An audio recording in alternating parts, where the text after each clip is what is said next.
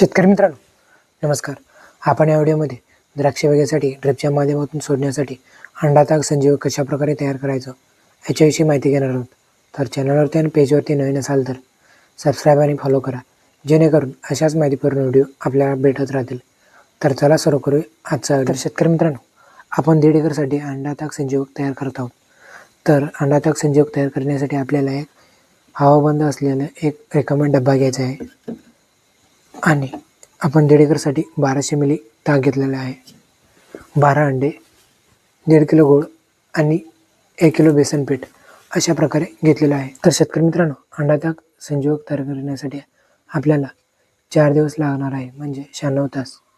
तर आपण 1.5 एकरसाठी 12 अंडे फोडून घेतलेले आहे, तुम्ही बघू शकता. आणि त्यामध्ये 1200 मिली ताक घेतलेलं आहे आणि हे द्रावण आपण 72 तास सावलीमध्ये ठेवून सकाळ संध्याकाळ चांगल्या पद्धतीने मिक्स करून घेणार आहोत.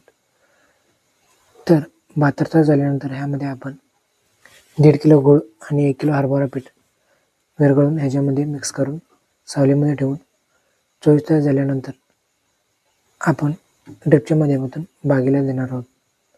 तर शेतकरी मित्रांनो, अशाच माहितीसाठी आपल्या पेजला फॉलो करा. माहिती आवडल्यास लाईक, शेअर आणि सबस्क्राईब करा. धन्यवाद.